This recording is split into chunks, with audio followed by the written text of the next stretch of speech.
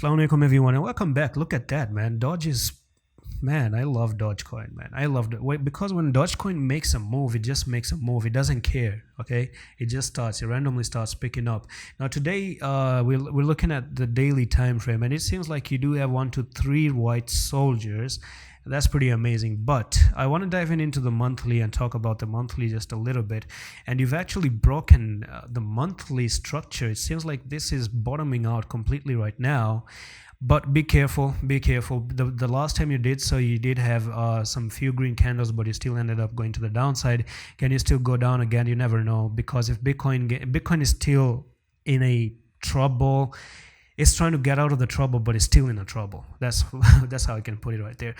Anyway, so this is going to be a very quick pattern update. So we do have some sort of a double bottom right here on the weekly. So first bottom, second bottom.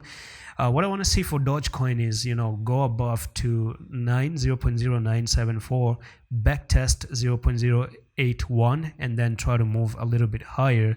So that's going to be a technical target to go from there to there, and you might be looking for the bottoming of Dogecoin for good, and it's going to take you to 0.11, and that's going to be a nice price increase from there to there.